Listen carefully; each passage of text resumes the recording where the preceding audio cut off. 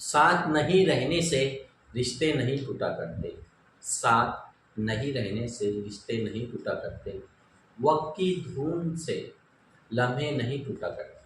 वक्त की धुंध से लम्हे नहीं टूटा करते। लोग कहते हैं मेरा सपना टूट गया है।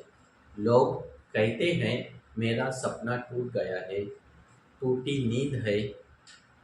टूटी नींद है। सपने नहीं टूटा करते। हेलो एवरीवन स्टूडेंट्स, आज की क्लास में हम यूपीएससी सिलेबस के बारे में जानकारी लेंगे।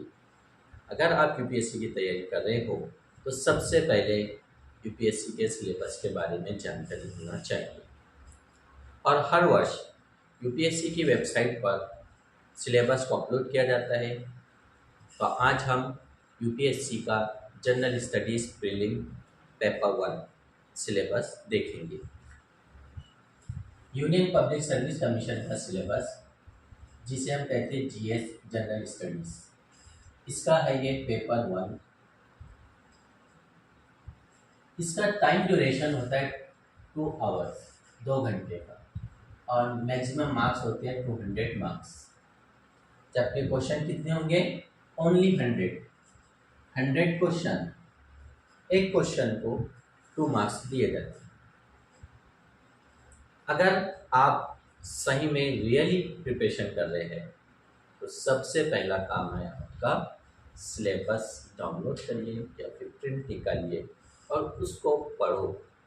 अब सिलेबस में क्या है, कौन कौन से सब्जेक्ट है, हम बेसिकली डायरेक्ट कह देते हैं कि भाई history, geography, polity, economy, science and technology है, लेकिन उन सब्जेक्ट के अंदर कौन कौन से कंटेंट है, हमें क्या पढ़ना है, इस बारे में हम जानकारी लेंगे। तो सबसे पहली बात आती है number 1, current events of national and international importance.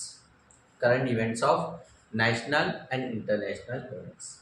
अब हम डायरेक्ट करंट अफेयर कहते हैं, करंट अफेयर पढ़ते भी हैं और उसकी तैयारी के लिए न्यूज़पेपर, मैगजीन वगैरह लेते हैं।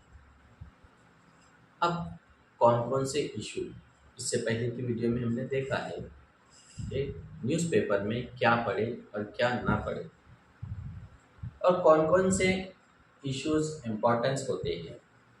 तो सिलेबस में हमें नेशनल और इंटरनेशनल जो इवेंट्स है उसका इम्पोर्टेंस ये पढ़ना है। Understand?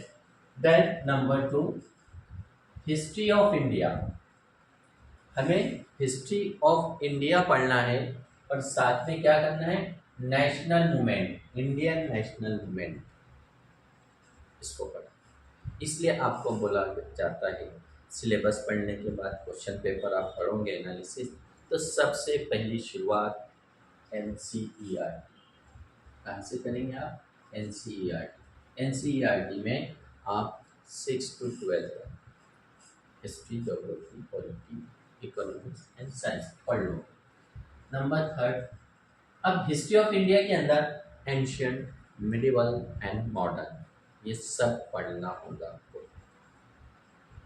Indian and world geography. India and world geography में क्या पढ़ना आपको?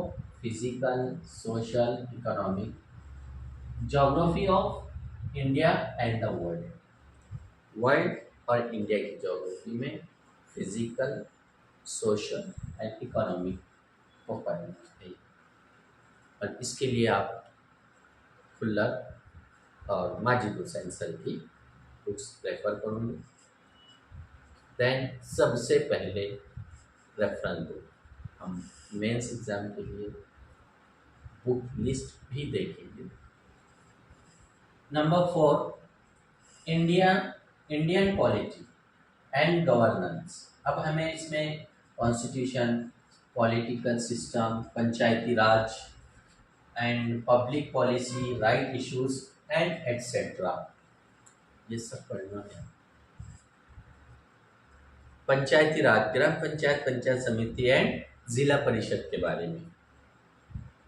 पब्लिक इश्यूज है और गवर्नमेंट की कई पॉलिसीज आती हैं, इन सब के बारे में पढ़ना है।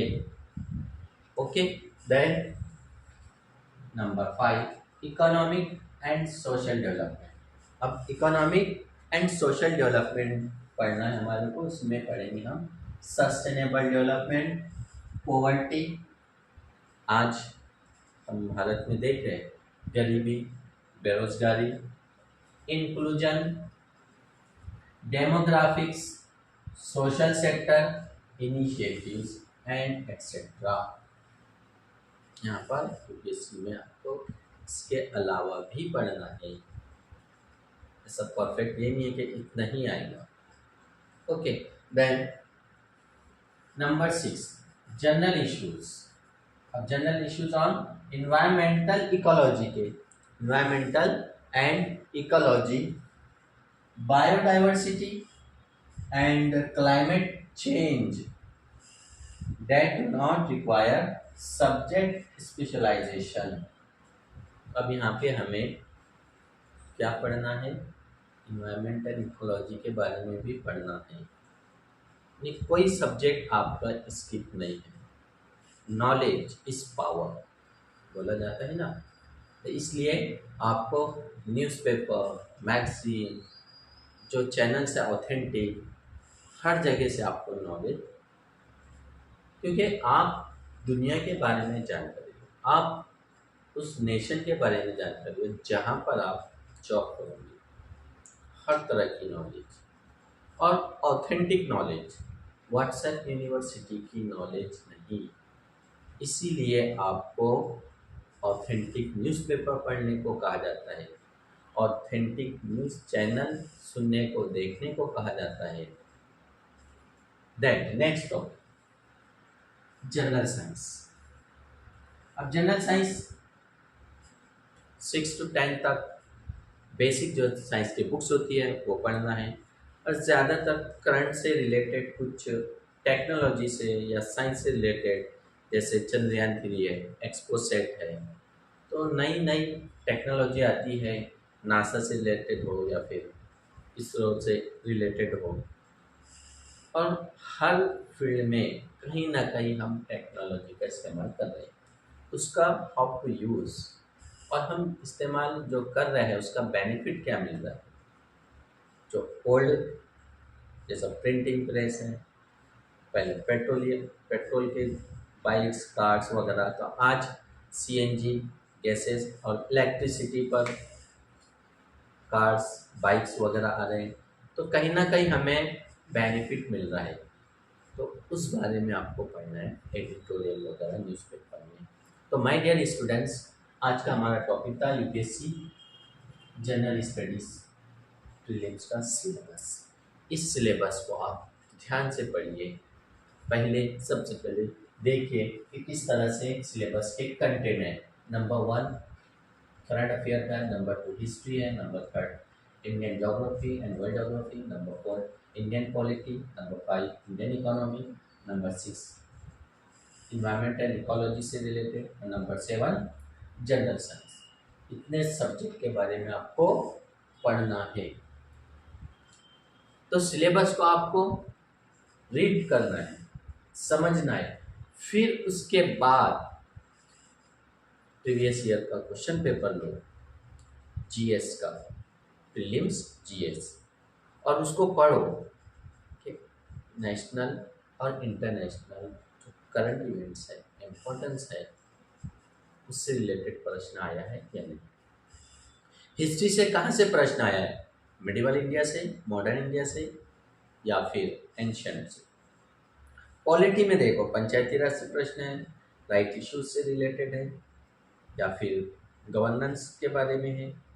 इकोनॉमिक्स से एनालिसिस करो, डेमोग्राफिक्स, जीडीपी, पॉवर्टी, एम्पावरमेंट, कहाँ से प्रश्न आया है।